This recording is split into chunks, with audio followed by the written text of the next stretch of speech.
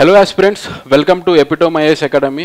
So ఇవాళ క్లాస్లో మనం ఏం చేద్దామంటే ఈ టీఎస్పిఎస్సి గ్రూప్ 1 ఎగ్జామ్కి ఎవరైతే ప్రిపేర్ అవుతున్నారో వాళ్ళందరికీ ఉపయోగపడేలాగా మనకి లాస్ట్ ఇయర్ జరిగిన గ్రూప్ 1 ఎగ్జామ్ పేపర్ ఏదైతే ఉందో ఆ ఎగ్జామ్ పేపర్లో జాగ్రఫీకి సంబంధించిన క్వశ్చన్స్ అనేవి ఇవాళ మనం సాల్వ్ చేద్దాం. ఓకే, సో ఇక్కడ ఒకసారి కనుక గమనిస్తే జాగ్రఫీ అంటే మనం ఏ క్వశ్చన్స్ని మనం జాగ్రఫీ కింద కన్సిడర్ చేస్తాము అంటే, సో ఆ కన్సిడర్ ఏ క్వశ్చన్స్ చేస్తామో తెలియాలి అంటే ఫస్ట్ ఈ జాగ్రఫీ అంటే ఏంటి, జాగ్రఫీలో ఎన్ని డివిజన్స్ ఉంటాయి అండ్ ఏ డివిజన్లో ఏ టాపిక్స్ వస్తాయో ముందు మనం ఈ సిలబస్ని ఒకసారి డీకోడ్ చేసుకోవాల్సి వస్తుంది.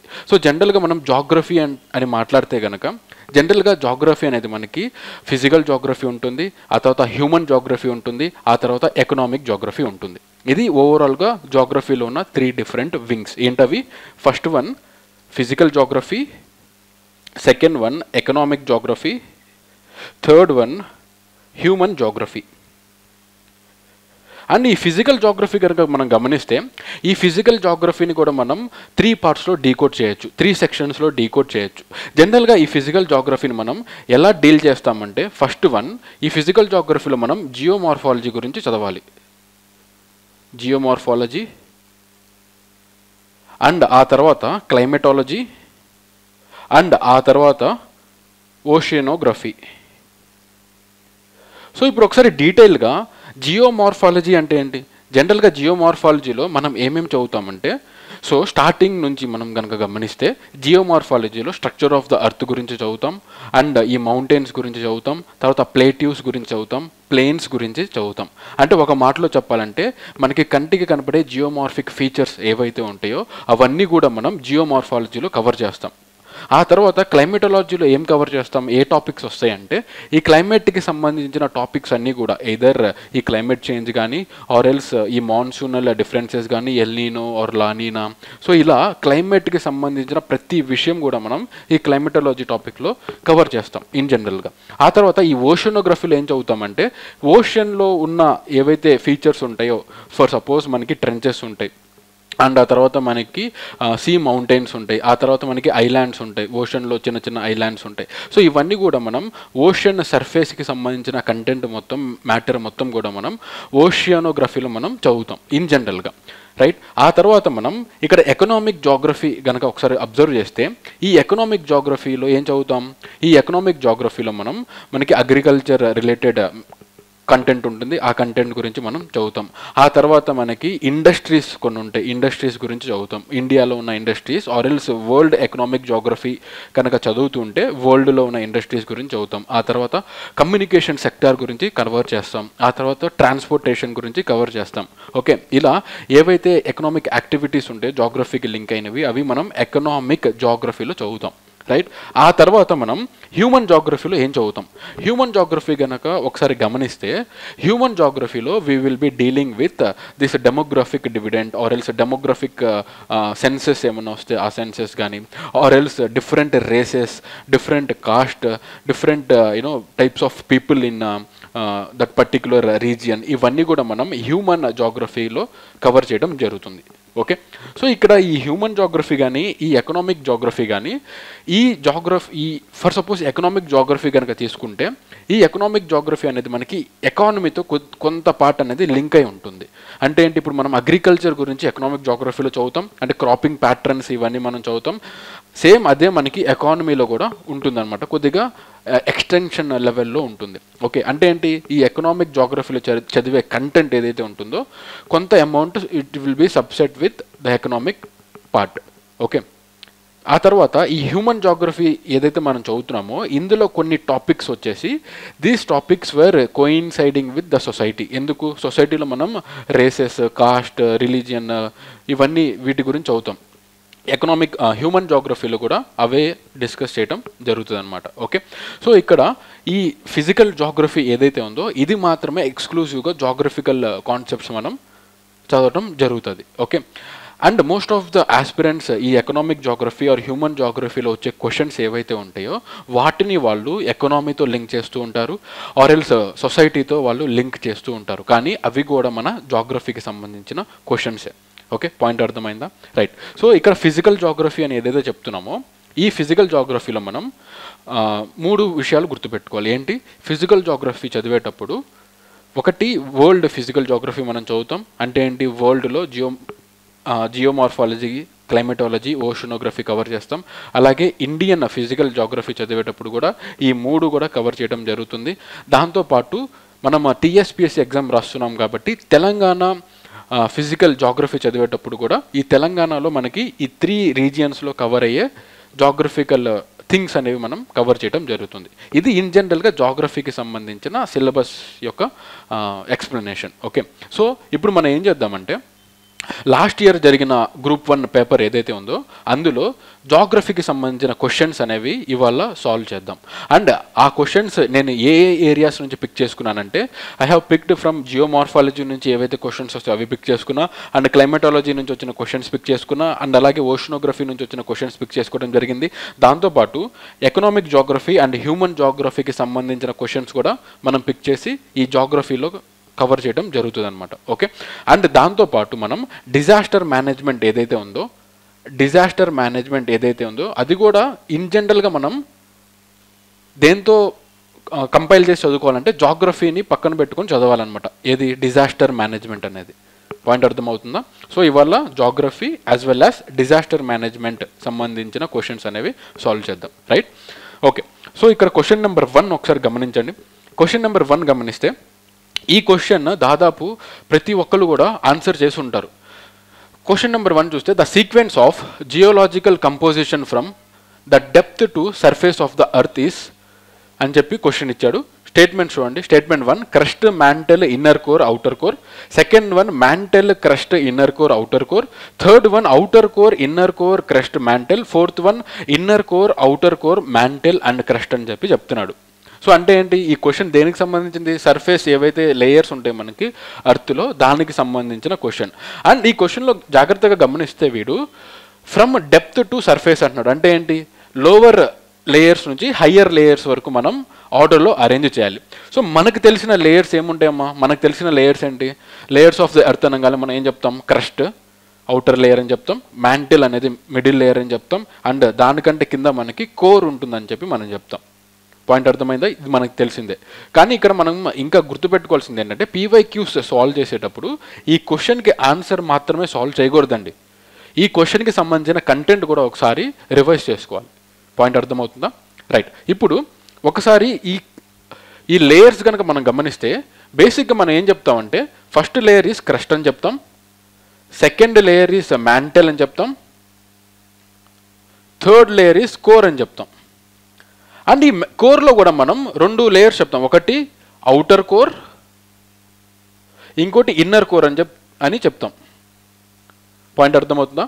అండ్ కొన్నిసార్లు మనం లిథోస్పియర్, ఆస్ట్రోనోస్పియర్ అని కూడా వినుంటాం. మరి ఈ లిథోస్పియర్, ఆస్ట్రోనోస్పియర్స్ ఏంటి? ఇవి లేయర్స్ ఆఫ్ అర్త్ కాదా? పాయింట్ అర్థమవుతుందా? ఎస్, ఇవి కూడా లేయర్స్ ఆఫ్ అర్తే. కానీ ఇక్కడ కొద్దిగా డీటెయిల్డ్గా గుర్తుపెట్టుకోవాలంటే కనుక ఈ క్రస్ట్ మ్యాంటల్ కోర్ ఏవైతే ఉన్నాయో ఇవి they were divided on basis of chemical natures. అంటే ఏంటి? ఆ లేయర్స్లో దొరికే మినరల్స్ ఆధారంగా ఈ లేయర్స్ అనేవి డివైడ్ చేయడం జరిగింది. షార్ట్గా చెప్పాలంటే ఈ క్రస్ట్ మ్యాంటల్ కోర్ ఏదైతే ఉందో we can call it as chemical classification. ఏంటది? Chemical classification.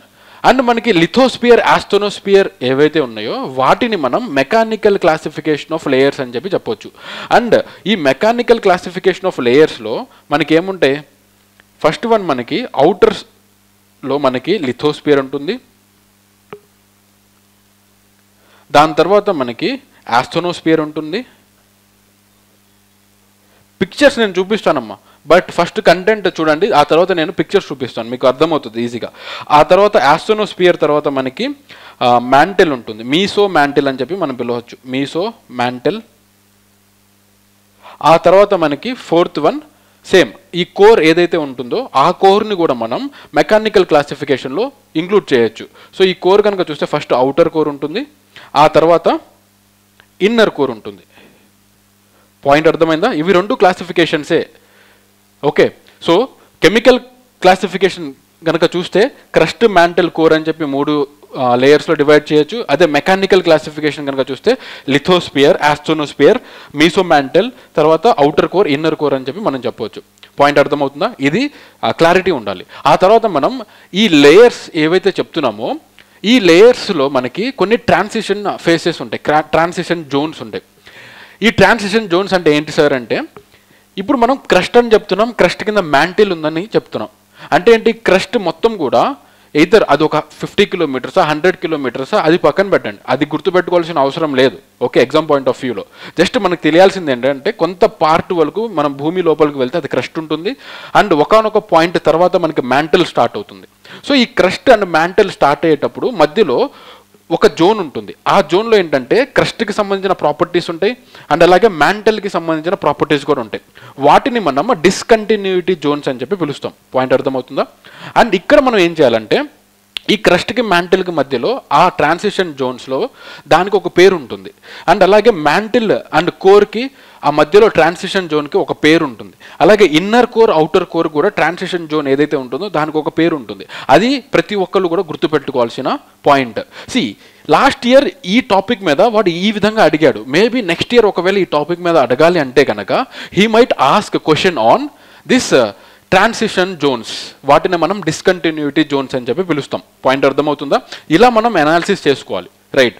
సో ఇక్కడ ఫస్ట్ ఆన్సర్ చూద్దాం. ఈ క్వశ్చన్ ఆన్సర్ కనుక గమనిస్తే వీడు డెప్త్ నుంచి కింద నుంచి సర్ఫేస్ వరకు అంటున్నాడు కాబట్టి కింద ఏముంటుంది మనకి, కోర్ ఉంటుంది, మ్యాంటిల్ ఉంటుంది, క్రస్ట్ ఉంటుంది. కానీ క్వశ్చన్లో వాడు ఏమంటున్నాడు, inner core, outer core, mantle, crust అని చెప్పి ఇస్తున్నాడు. అంటే కోర్ని డివిజన్ చేసి ఇస్తున్నాడు. సో ఇప్పుడు మీరు చెప్పండి, అన్నిటికంటే కింద ఏముంటుంది, అన్నిటికంటే కింద మనకి ఇన్నర్ కోర్ ఉంటుంది, ఇన్నర్ కోర్ పైన అవుటర్ కోర్ ఉంటుంది, దానిపైన మ్యాంటిల్ ఉంటుంది, దానిపైన క్రస్ట్ ఉంటుంది. సో ఆ విధంగా ఇక్కడ ఆర్డర్ కనుక గమనిస్తే మనకి ఎక్కడ కనిపిస్తుంది, ఆర్డర్ ఆప్షన్ 4లో మనకి కనిపిస్తుంది. పాయింట్ అర్థమవుతుందా? కాబట్టి ఈ క్వశ్చన్కి ఆన్సర్ ఇస్ ఆప్షన్ 4. సో ఇప్పుడు మనం చూడాల్సింది ఏంటంటే, ఇందాక నేను డిస్కంటిన్యూటీ గురించి చెప్పాను కాబట్టి అండ్ కెమికల్ కంపోజిషన్ కూడా ఇంపార్టెంట్ అని చెప్పాను కాబట్టి ఈ పిక్చర్ నేను డ్రా చేశాను. ఈ పిక్చర్లో ఉన్న కంటెంట్ ఒకవేళ మీకు కనపడకపోతే పాజ్ చేసి జూమ్ చేసుకొని చూడండి. ఓకే, ఇది చాలా చాలా చాలా ఇంపార్టెంట్.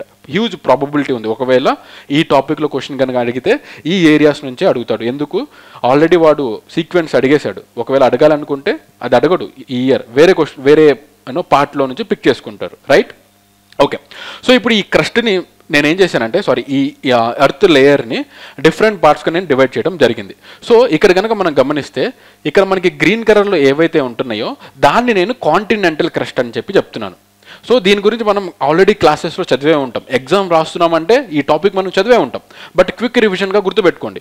సో మనకి ఈ క్రస్ట్ ఏదైతే ఉంటుందో this crust consist of 1 continental crust, దాని తర్వాత ఓషియానిక్ క్రస్ట్.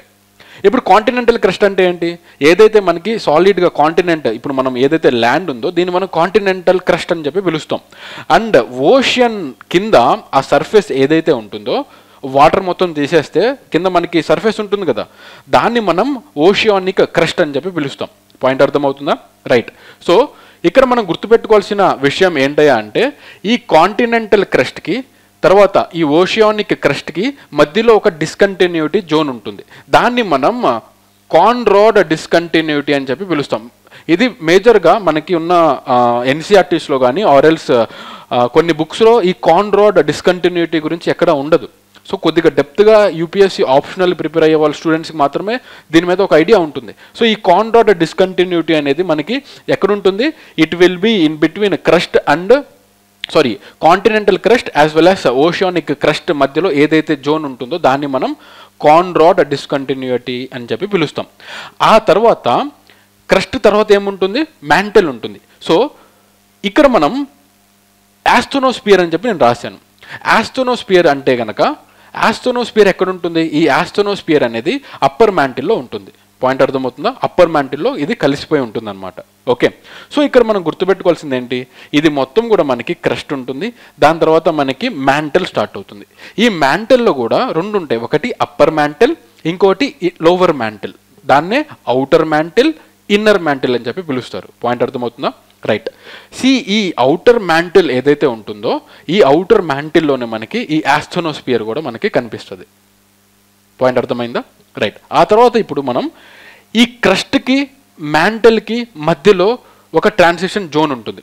ఇందాక మనం మాట్లాడింది ఏ ట్రాన్సిషన్ జోన్ గురించి? Continental crust and oceanic crust. ఇప్పుడు నేను ఏ ట్రాన్సిషన్ జోన్ గురించి మాట్లాడుతున్నా? Crust and mantle. పాయింట్ అర్థమవుతుందా? ఈ క్రస్ట్ అండ్ మ్యాంటల్కి మధ్యలో మనకి ఇంకొక ట్రాన్సిషన్ జోన్ ఉంటుంది. దాన్ని మనం మోహో డిస్కంటిన్యూటీ అని చెప్పి పిలుస్తాం. ఈ మోహో డిస్కంటిన్యూటీ అనేది మనం చదివే బుక్స్ అన్నిట్లో ఉంటుంది. పాయింట్ అర్థమవుతుందా? రైట్. గుర్తుపెట్టుకోవాల్సింది ఏంటి? ఈ మోహో డిస్కంటిన్యూటీ అనేది it is between the crust and the mantle. ఇది పాయింట్ నెంబర్ 2. అండ్ ఇక్కడ ఇంకొక విషయం గుర్తుపెట్టుకోవాల్సింది ఏంటంటే, as I told you earlier, mantle అనేది అవుటర్ మ్యాంటిల్, ఇన్నర్ మ్యాంటిల్గా డివైడ్ అయి ఉందని చెప్పి మనం చెప్తున్నాం. సో ఎప్పుడైతే అవుటర్ మ్యాంటిల్, ఇన్నర్ మ్యాంటిల్ అంటున్నామో, obviously the properties of outer mantle will be different from the properties of inner mantle. కాబట్టి దాని మధ్యలో కూడా మనకు ఒక ట్రాన్సిషన్ జోన్ ఉంటుంది. So the transition zone between outer mantle and inner mantle is known as Repetti discontinuity. Point అర్థమవుతుందా? Right. ఆ తర్వాత ఇక్కడ ఇన్నర్ మ్యాంటిల్ వచ్చేసాం. ఇప్పుడు ఇన్నర్ మ్యాంటిల్ అంటే మ్యాంటిల్ నుంచి కోర్కి వెళ్ళాలి. సో ఈ మ్యాంటిల్ నుంచి కోర్కి వెళ్ళేసరికల్లా ఇక్కడున్న ప్రాపర్టీస్ మొత్తం చేంజ్ అయిపోతాయి ఎక్కడ? ఈ కోర్కి వెళ్ళే డెప్త్లో. సో ఒక జోన్ ఉంటుంది. ఆ జోన్లో ఏంటంటే మనకి properties of mantle as well as properties of core అనేది కనిపిస్తుంది. దాన్ని మనం ఏమని పిలుస్తామంటే గుటెన్బర్గ్ డిస్కంటిన్యూటీ అని చెప్పి పిలుస్తాం. సో ఇది కూడా చాలా ఇంపార్టెంట్. ఆ తర్వాత అవుటర్ కోర్ ఉంటుంది, ఇన్నర్ కోర్ ఉంటుంది. అవుటర్ కోర్ ప్రాపర్టీస్ వేరే, ఇన్నర్ కోర్ ప్రాపర్టీస్ వేరే. మధ్యలో ఉన్న జోన్ ఏదైతే ఆ రెండు ప్రాపర్టీస్ కలిగి ఉంటుందో ఆ ట్రాన్సిషన్ జోన్ని మనం ఏమని పిలుస్తామంటే, ఆ ట్రాన్సిషన్ జోన్ని we will be calling as Lehmann discontinuity. So majority of the బుక్స్లో మనకి మోహో డిస్కంటిన్యూటీ, గుటెన్బర్గ్ డిస్కంటిన్యూటీ ఉంటుంది. But Repetti discontinuity, Lehmann discontinuity and Conrad discontinuity అనేది చాలా బుక్స్లో మెన్షన్ చేసి ఉండదు. సో ఒకవేళ మీ బుక్స్లో లేకపోతే కనుక నోట్ చేసుకోండి, చాలా చాలా ఇంపార్టెంట్. పాయింట్ అర్థమవుతుందా? రైట్.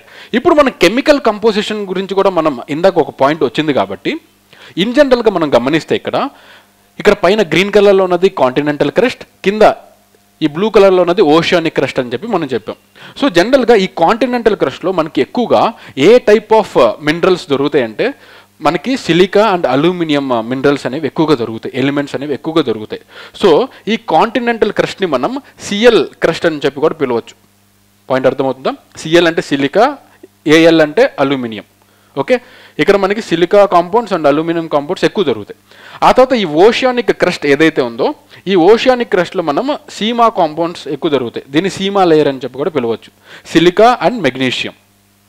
ఆ తర్వాత మనకి కింద ఈ మ్యాంటిల్ కనుక చూస్తే, ఈ మ్యాంటిల్లో మనకి ఎటువంటి మినరల్స్ ఎక్కువ దొరుకుతాయి అంటే, ఎటువంటి కెమికల్ కంపోజిషన్ ఎక్కువగా దొరుకుతుందంటే సీమా కాంపోజిషన్ దొరుకుతుంది. ఎందుకు? అక్కడ ఉన్న మనకి దొరికే మెటల్స్, మినరల్స్ ఏవైతే ఉంటాయో మెజారిటీలీ సిలికా అండ్ మెగ్నీషియంతో చేసి ఉంటుంది. కాబట్టి మ్యాంటిల్ని మనం సీమా లేయర్ అని చెప్పి కూడా పిలవచ్చు. అండ్ దాని తర్వాత కోర్ కనుక చూస్తే మనకి ఈ కోర్లో ఎక్కువగా మనకి iron and nickel, Ni for nickel, Fe for iron nickel compounds ఎక్కువగా కనిపిస్తాయి. కాబట్టి దీన్ని మనం నైఫ్ లేయర్ అని చెప్పి కూడా పిలవచ్చు. పాయింట్ అర్థమవుతుందా? సో ఇక్కడ గుర్తుపెట్టుకోవాల్సిన పాయింట్స్ ఏంటి? ఒకటి, ఈ లేయర్స్ మనం గుర్తుంటాయి, చిన్నప్పటి నుంచి చదువుతున్నాం. కానీ గుర్తుపెట్టుకోవాల్సింది ఏంటి? నెక్స్ట్ ఈ ఇయర్ ఎగ్జామ్ రాసే వాళ్ళు డిస్కంటిన్యూటీస్ గుర్తుపెట్టుకోవాలి, ట్రాన్సిషన్ జోన్స్. పాయింట్ అర్థమవుతుందా? సో మెజారిటీ ఆఫ్ బుక్స్లో Moho discontinuity and Gutenberg discontinuity మాత్రమే ఉంటుంది. గుర్తుపెట్టుకోవాల్సింది Conrad discontinuity, Moho, Repetti, Gutenberg, Lehmann discontinuity. ఏ లేయర్స్ మధ్యలో ఉన్నాయో ఒకసారి గుర్తుపెట్టుకోవాలి. దాంతో పాటు ఈ కెమికల్ కంపోజిషన్ సిఎల్ ఎక్కడ ఉంటుంది, ఆర్ సీమాని ఏ లేయర్ అని పిలుస్తారు, ఏ లేయర్ని సీమా అని పిలుస్తారు. ఆ తర్వాత నైఫ్ అనేది ఏ లేయర్కి సంబంధించినది. పాయింట్ అర్థమవుతుందా? ఇవన్నీ గుర్తుపెట్టుకోవాలి. సో చాలామంది స్టూడెంట్స్ ఏం చేస్తారంటే ఈ ఎంత డెప్త్లో ఉందో ఆ కిలోమీటర్స్ కూడా చదువుతారు. వద్దు, అలా చదవద్దు. అది చదివినా మీకు ఉపయోగం లేదు. జస్ట్ మీ అండర్స్టాండింగ్ కోసం మీ ఆ కిలోమీటర్స్ గుర్తుపెట్టుకోవాలి అంతే. ఎగ్జామ్ పాయింట్ ఆఫ్ వ్యూలో వాడు 100 నుంచి 200 కిలోమీటర్స్ ఉంటుంది, 200 నుంచి 600 కిలోమీటర్స్ ఉంటుంది. ఆ నంబర్స్ మీద వాడు ఎక్కువ ఫోకస్ చేయడు. పాయింట్ అర్థమవుతుందా? ఎక్కువ టైం వేస్ట్ చేసుకోవద్దు. రైట్? ఓకే. తర్వాత క్వశ్చన్ నెంబర్ 2 చూడండి. క్వశ్చన్ నెంబర్ 2 కనుక గమనిస్తే, ఈ క్వశ్చన్ నెంబర్ 2 కూడా consider the following statements. Option A, global surface temperature was 1.09 degree centigrade. బ్రాకెట్లో వాడు ఏమి ఇచ్చా అంటే 0.9 డిగ్రీ సెంటిగ్రేడ్ నుంచి 1.20 డిగ్రీ సెంటిగ్రేడ్ ఉందని చెప్పి ఇచ్చాడు. Higher in the decade 2011-2020 than in the decade 1850 to 1900. ఇది స్టేట్మెంట్. తర్వాత స్టేట్మెంట్ బి చూడండి, the global temperature increase is larger over the land, ఎంత అన్నాడు వాడు 1.59 డిగ్రీ సెంటిగ్రేడ్ అన్నాడు. దాన్ ఓవర్ ద ఓషన్ ఎంత అన్నాడు వాడు 0.88 డిగ్రీ సెంటిగ్రేడ్ అన్నాడు. Which of the above statements are correct? So ఈ క్వశ్చన్ పేపర్లో చూసిన వెంటనే చాలామంది అసలు ఇది జాగ్రఫీకి సంబంధించిన క్వశ్చనే కాదనుకుంటారు. కానీ ఈ క్వశ్చన్ అనేది జాగ్రఫీకి సంబంధించిన క్వశ్చనే. ఎందుకు నేను జాగ్రఫీకి సంబంధించిన క్వశ్చన్ అంటున్నానంటే, జనరల్గా నేను ఇందాక చెప్పినట్టు క్లైమేటాలజీ గురించి చదువుతాం, క్లైమేటాలజీలో క్లైమేట్ గురించి చదువుతాం. అందులో మనం కొన్ని రిపోర్ట్స్ అనేవి ఇంటర్నేషనల్ ఆర్గనైజేషన్స్ ఇస్తాయి. అండ్ ఈ క్వశ్చన్ అనేది డైరెక్ట్గా ఐపీసీసీ అని చెప్పి ఒక ఆర్గనైజేషన్ ఉంటుంది. ఏంటది ఐపీసీసీ అంటే intergovernmental panel for climate change. ఏంటది ఐపీసీసీ అంటే intergovernmental panel for climate change. Point అర్థమవుతుందాం. సో ఈ ఐపీసీసీ వాళ్ళు రిపోర్ట్ ఇచ్చారనమాట. ఇప్పుడు 2021, 2022 ఈ క్లైమేట్ చేంజ్ రిపోర్ట్ ఏదైతే ఉందో, ఈ రిపోర్ట్లో ఆ రిపోర్ట్ని బేస్ చేసుకుని ఈ క్వశ్చన్ అనేది ఫ్రేమ్ చేయడం జరిగింది. సో ఒకసారి కనుక మీకు ఆ రిపోర్ట్ చూడాలనుకుంటే గూగుల్లో వెళ్ళి కొట్టండి. ఏమని కొడతారు? Climate change report 2021-2022 by IPCC అని చెప్పి కొట్టండి. కొడితే ఇక్కడ ఇచ్చిన 2 స్టేట్మెంట్స్ కూడా యాజ్ ఇట్ ఈస్కు కాపీ పేస్ట్ ఉంటాయి. పాయింట్ అర్థమైందా? యాజ్ ఇట్ ఈస్గా ఆ స్టేట్మెంట్లో ఆ రిపోర్ట్లో ఏదైతే ఇచ్చారో యాజ్ ఇట్ ఈస్గా కాపీ పేస్ట్ స్టేట్మెంట్స్ అనమాట ఇవి. అంటే స్టేట్మెంట్ 1 వచ్చేసి పార్ట్ 1లో ఉంటుంది. Statement 2 will be in part 2. ఎందుకు? ఆ రిపోర్ట్ ఒకేసారి రాలేదు, ఒక 2 పార్ట్స్లో వచ్చాయి. ఫస్ట్ పార్ట్ అనేది మనకి 2021లో వచ్చింది, సెకండ్ పార్ట్ మనకి 2022లో వచ్చింది. కాబట్టి డిఫరెంట్ 2 పార్ట్స్లో ఉంటుంది. ఒకవేళ మీ దగ్గర ఓపిక ఉంటే కనుక వెళ్ళి ఓపెన్ చేసి చూడండి. ఈ 2 క్వశ్చన్స్ కూడా as it is copy paste questions, copy paste statements. So ఇక్కడ నేను చెప్పే పాయింట్ ఏంటయ్యా అంటే, ఇక్కడ రిపోర్ట్స్ ఏవైతే ఉంటాయో which is related to geographical reports కానీ, ఒకవేళ మీరు స్కీమ్స్ కనుక చదువుతూ ఉంటే స్కీమ్స్కి సంబంధించిన కంటెంట్ కానీ దాని మీద వాడు క్వశ్చన్ కనుక ఫ్రేమ్ చేస్తే చాలాసార్లు వాడు యాజ్ ఇట్ ఈస్గా కాపీ పేస్ట్ చేసి ఇస్తారనమాట ఆ కంటెంట్ని. పాయింట్ అర్థమవుతుందా? రైట్. సో ఇక్కడ నేను చెప్పే ఇంపార్టెంట్ పాయింట్ ఏంటంటే, రిపోర్ట్స్ అనేవి చాలా చాలా చాలా ఇంపార్టెంట్. మనం నెక్స్ట్ వీడియోస్లో ఇంపార్టెంట్ రిపోర్ట్స్ ఏముంటాయో అవి కూడా డిస్కస్ చేద్దాం. మీరు ఎగ్జామ్కి వెళ్ళే ముందు ఇవి కూడా మనం డిస్కస్ చేద్దాం. ఇంపార్టెంట్ రిపోర్ట్స్ ఏమేమి చూడాలి, ఇంపార్టెంట్ ఆర్గనైజేషన్స్ ఏమేమి ఉంటాయి, తర్వాత ఇంపార్టెంట్ ప్లేసెస్ ఇన్ న్యూస్ ఏముంటాయి, అవన్నీ వాటి మీద కూడా వీడియోస్ అనేవి చేద్దాం. Okay, right. సో ఇక్కడ ఈ క్వశ్చన్ కనుక చూస్తే ఆన్సర్ విల్ బి, ఇక్కడ ఇచ్చిన 2 స్టేట్మెంట్స్ కూడా కరెక్ట్ స్టేట్మెంట్సే. Okay, so answer will be 3. Point అర్థమైందా? రైట్. తర్వాత క్వశ్చన్ నెంబర్ 3 చూడండి. Which of the following is not a geological hazard? ఈ క్వశ్చన్ మనకి ఎక్కడి నుంచి వస్తుందంటే మనకి డిజాస్టర్ మేనేజ్మెంట్లో వస్తుంది. డిజాస్టర్ మేనేజ్మెంట్ గురించి చదివేటప్పుడు టైప్స్ ఆఫ్ డిజాస్టర్ గురించి చదువుతాం. ఈ టైప్స్ ఆఫ్ డిజాస్టర్స్ చదివేటప్పుడు natural disasters, man made disasters చదువుతాం. అందులో న్యాచురల్ డిజాస్టర్స్లో మనకి జియోలాజికల్ డిజాస్టర్స్ ఉంటాయి, ఆ తర్వాత క్లైమేటలాజికల్ డిజాస్టర్స్ ఉంటాయి, అలా డిఫరెంట్ టైప్స్ ఆఫ్ డిజాస్టర్స్ ఉంటాయి. సో ఇవన్నీ మనం చదివే ఉంటాం. ఓకే, సో ఎగ్జామ్ రాస్తున్నారు కాబట్టి ఇవన్నీ మీరు కవర్ చేసే ఉంటారు. బట్ నా పాయింట్ ఏంటంటే, ఈ క్వశ్చన్ అనేది it has came from disaster management నుంచి వచ్చింది. సో ఈ క్వశ్చన్లో ఏమంటున్నాడు? Which of the following is not a geological hazard అంటున్నాడు. జనరల్గా జియోలాజికల్ హజార్డ్ అంటే ఏంటి? పేరులోనే ఉంది. జియోలాజికల్ హజార్డ్ అంటే ఏంటి? ఏదైనా ఒక విపత్తు అనేది జియోలజీకి సంబంధించి ఉంటే కనుక, జియోలాజికల్ ఫీచర్స్తో సంబంధించి ఉంటే కనుక దాన్ని మనం జియోలాజికల్ హజార్డ్ అని చెప్పి పిలవచ్చు. అంటే బేసిక్ అండర్స్టాండింగ్ కోసం చెప్తున్నా. సో ఇక్కడ జియోలాజికల్ హజార్డ్స్లో ఏదైనా ఒక కెలామిటీ వచ్చినప్పుడు జియోలాజికల్ స్ట్రక్చర్స్ ఏమవుతాయో అవి డిస్టర్బ్ అవ్వాలి. పాయింట్ అర్థమవుతుందా? ఇప్పుడు అలా చూసుకుంటే కనుక ఎర్త్ క్వేక్ వచ్చింది అనుకోండి. ఎర్త్ క్వేక్ వస్తే ఎర్త్ క్వేక్ అనేది ఎందులో వస్తుంది? కింద లేయర్స్లో నుంచి పైకి వస్తుంది అనమాట. సో ఆ లేయర్ అనేది డిస్టర్బ్ అవుతుంది. ఆ లేయర్ డిస్టర్బ్ అయినప్పుడు దానిపై పైన ఉన్న సొసైటీ కూడా డిస్టర్బ్ అవుతుంది. సో ఎర్త్ క్వేక్ అనేది మనం జియోలాజికల్ డిజాస్టర్ అని చెప్పి మనం చెప్పొచ్చు. పాయింట్ అర్థమవుతుందా? రైట్. ఇక్కడ ఇచ్చిన 4 ఆప్షన్స్ చూడండి. 4 ఆప్షన్స్లో వీడు మైన్ ఫైర్ అంటున్నాడు, ట్రాపికల్ సైక్లోన్ అంటున్నాడు, సునామీ అంటున్నాడు, వల్కనిక్ ఎరప్షన్ అంటున్నాడు. సో థర్డ్ పాయింట్ చూడండి. సునామీ అంటున్నాడు. సునామీలు ఎక్కడి నుంచి వస్తాయమ్మా? సునామీ అనేది దేనివల్ల వస్తుంది? బికాస్ ఆఫ్ అర్త్ క్వేక్ వల్ల. ఎక్కడ అర్త్ క్వేక్ వస్తుంది? మనకి ఓషియానిక్ క్రస్ట్లో కనుక అర్త్ క్వేక్ వస్తే దాని వెనకాల ఉన్న రీజన్స్ ఏదైనా కానివ్వండి, వల్కనిక్ ఎరప్షన్ వల్ల ఎర్త్క్వేక్ వచ్చిందా, ఆర్ ఎల్స్ అటామిక్ బాంబ్ ఎవడన్నా వేయటం వల్ల వచ్చిందా, అది పక్కన పెట్టండి. ఆ ఓషోనిక్ క్రస్ట్లో ఎర్త్క్వేక్ రావటం వల్ల ఆ షాక్ అనేది షోర్ అంటే మనకి సర్ఫేస్ దగ్గరికి వచ్చి రిలీజ్ అవుతూ ఉంటుంది. సో అప్పుడు మనకి సునామీ వేవ్స్ అనేవి హిట్ అవుతాయి. సో ఈ సునామీ వేవ్స్ అనేవి మనకి జియోలాజికల్ డిజాస్టర్స్ అనమాట. ఆ తర్వాత ఇక్కడ వల్కనిక్ ఎరప్షన్స్ ఉన్నాయి. వల్కనిక్ ఎరప్షన్స్ కూడా జియోలాజికల్ డిజాస్టర్స్లో ఎగ్జాంపుల్. బట్ ఇప్పుడు ఆప్షన్ 1 అండ్ ఆప్షన్ 2 మిగులుతుంది. ఇక్కడ ఆప్షన్ 1 కనుక చూస్తే మైన్ ఫైర్ అని చెప్పి ఉంది. జనరల్గా మైన్ ఫైర్ కాకుండా మనం డిజాస్టర్ మేనేజ్మెంట్లో డిజాస్టర్స్ గురించి చదివేటప్పుడు ఫారెస్ట్ ఫైర్స్ గురించి చదువుతాం. ఐడియా ఉందా? ఫారెస్ట్ ఫైర్స్ గురించి చదువుతాం. అంటే ఏంటి, మంచి ఎండాకాలంలో ఎవరు ఫైర్ అంటించకుండానే ఆటోమేటిక్గా అవి ఫైర్ స్టార్ట్ అవుతుంది అనమాట. ఎందుకు స్టార్ట్ అవుతుంది అలా ఉండడానికి రీజన్ ఏమై ఉండొచ్చు? మేబీ ఈ క్లైమేటిక్ చేంజెస్ ఏవైతే ఉంటాయో ఆ క్లైమేటిక్ చేంజెస్ వల్ల ఫైర్స్ అనేవి ఆటోమేటిక్గా వస్తాయి. అంటే ఏంటి, ఈ ఫైర్స్ ఏవైతే ఉంటాయో వాటిని మనం ఏమని చెప్పొచ్చు, క్లైమేటలాజికల్ డిజాస్టర్స్ అని చెప్పొచ్చా? పాయింట్ అర్థమైందా? సో చాలామంది ఏం చేస్తారంటే ఆ ఫ్లోలో ఆ ఫైర్ అని ఎప్పుడైతే చదివారో ఇది క్లైమేటలాజికల్ హజార్డ్ కాబట్టి ఆప్షన్ ఏ టిక్ పెట్టేస్తాడు, ఆప్షన్ బికి కూడా వెళ్ళడు, ట్రాపికల్ సైక్లోన్స్ కూడా వెళ్ళడు.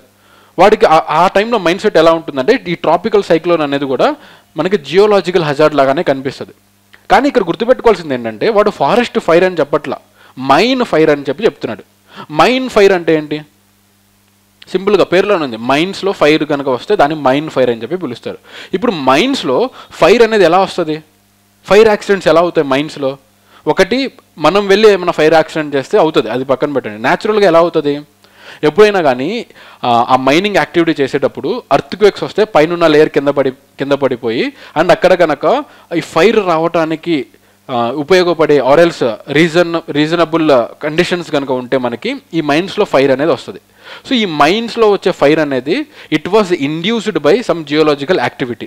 So this mine fire we can note as geological hazard.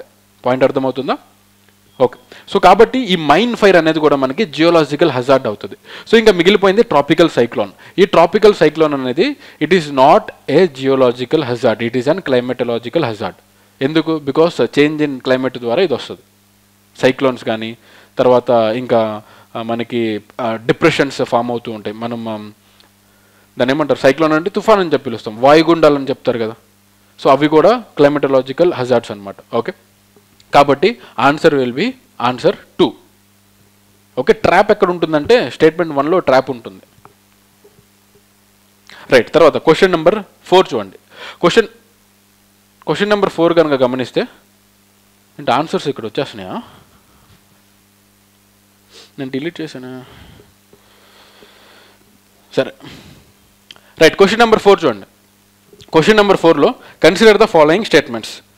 ఈ ఫాలోయింగ్ ఇక్కడ ఇచ్చిన స్టేట్మెంట్స్ కనుక గమనిస్తే ఆప్షన్ ఏ చూడండి, the national disaster management act was enacted in 2005 అని చెప్పి చెప్తున్నాడు. తర్వాత ఆప్షన్ బి చూడండి, the national disaster management authority NDMA is headed by prime minister అని చెప్పి చెప్తున్నాడు. ఆప్షన్ సి చూడండి, state disaster management authority is headed by chief minister అని చెప్పి చెప్తున్నాడు. అండ్ ఇక్కడ స్టేట్మెంట్ క్వశ్చన్లో ఏమంటున్నాడు, which of the above statement are correct అని చెప్పి చెప్తున్నాడు. సో ఈ క్వశ్చన్ ఏ టాపిక్ నుంచి వచ్చింది? సేమ్ డిజాస్టర్ మేనేజ్మెంట్ నుంచి వచ్చింది. అండ్ డిజాస్టర్ మేనేజ్మెంట్ సంబంధించిన క్వశ్చన్ కాబట్టి ఇక్కడ మనం ఒక పాయింట్ని మనం రివిజన్ చేసుకోవాలి. సో ఎప్పుడైనా సరే డిజాస్టర్స్ జరిగినప్పుడు ఆ డిజాస్టర్స్ తర్వాత ఈ మిటిగేషన్ యాక్టివిటీస్ ఏవైతే చేస్తారో ఆర్ఎల్స్ ప్రిజర్వేషన్ యాక్టివిటీస్ ఏవైతే చేస్తారో వాటి కోసం మన గవర్నమెంట్ ఆఫ్ ఇండియా అనేది కొన్ని అథారిటీస్ని స్టార్ట్ చేయడం జరిగింది. పాయింట్ అర్థమవుతుందా? సో దానికి సంబంధించిన క్వశ్చన్ ఇది. మనం ఎలా చూడాలంటే ముందు మనకి కాన్సెప్ట్ అనేది తెలియాలి. సో జనరల్గా ఈ పిక్చర్ ఒకటి గుర్తుపెట్టుకుంటే, ఇప్పుడు మీరు రాబోయే ఎగ్జామ్కి చదువుతున్నా ఆర్ఎల్స్ రైట్ మీరు రాబోయే ఎగ్జామ్కి చదువుతున్నా ఆర్ఎల్స్ ఇప్పుడు జూన్లో ఉన్న ఎగ్జామ్కి చదువుతున్నా కానీ రివిజన్ కోసం ఈ పిక్చర్ మీరు స్క్రీన్ షాట్ చేసి పెట్టుకోండి.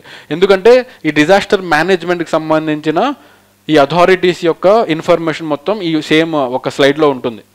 పాయింట్ అర్థమవుతుందా? రైట్. సో ఒకసారి దీన్ని చూద్దాం. సో జనరల్గా ఈ ఇన్స్టిట్యూషన్స్ ఏవైతే ఉంటాయో మెజారిటీలీ మనం సెంట్రల్ గవర్నమెంట్ ఇన్స్టిట్యూషన్ చూడొచ్చు, స్టేట్ గవర్నమెంట్ ఇన్స్టిట్యూషన్స్ ఉంటాయి, దాంతోపాటు డిస్ట్రిక్ట్ గవర్నమెంట్ ఇన్స్టిట్యూషన్స్ కూడా ఉంటాయి, అంటే డిస్ట్రిక్ట్ లెవెల్ ఇన్స్టిట్యూషన్స్ కూడా ఉంటాయి. సో ఇప్పుడు మనం ఏం చేయాలంటే ఈ సెంట్రల్ లెవెల్లో మనకి ఏ అథారిటీస్ అనేవి నేషనల్ డిజాస్టర్ మేనేజ్మెంట్కి రిలేట్ అయ్యి ఉన్నాయో చూడాలి. సో సెంట్రల్ లెవెల్లో కనుక మనకు గమనిస్తే first national disaster management authority NDMA అనేది ఒక అథారిటీ ఉంటుంది. దాని తర్వాత మనకి మినిస్ట్రీ ఆఫ్ హోమ్ అఫైర్స్ ఏదైతే ఉంటుందో it is also related to disaster management. Point అర్థమైందా? ఇప్పుడు స్టేట్ లెవెల్లో మనకి ఏముంటుంది, SDMA ఉంటుంది. పైన నేషనల్ డిజాస్టర్ మేనేజ్మెంట్ అథారిటీ ఎలా ఉందో స్టేట్ లెవెల్లో కూడా స్టేట్ డిజాస్టర్ మేనేజ్మెంట్ అథారిటీ ఉంటుంది. సో దాంతోపాటు డిజాస్టర్ మేనేజ్మెంట్ డిపార్ట్మెంట్ ఉంటుంది. ఇక్కడ గమనించండి, ఇక్కడ మనకి మినిస్ట్రీ ఆఫ్ హోమ్ అఫైర్స్ ఉంది, కానీ స్టేట్కి వచ్చేసరికల్లా మనకి మినిస్ట్రీ ఆఫ్ హోమ్ అఫైర్స్ ఉండదు, అంటే హోమ్ మినిస్ట్రీ ఉండదు. కానీ ఇక్కడ ఏ డిపార్ట్మెంట్ పనిచేస్తుంది, డిజాస్టర్ మేనేజ్మెంట్ డిపార్ట్మెంట్ అనేది సపరేట్ డిపార్ట్మెంట్ ఉంటుంది. పాయింట్ అర్థమైందా?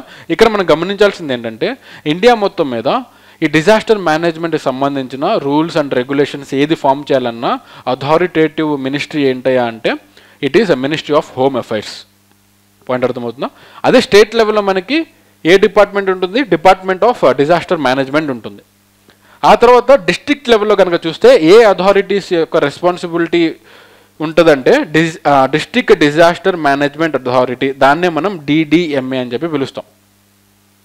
పాయింట్ అర్థమైందా? అథారిటీస్ గుర్తున్నాయా? National disaster management authority, state disaster management authority, district disaster management authority, ఈ 3 అథారిటీస్ ఉంటాయి.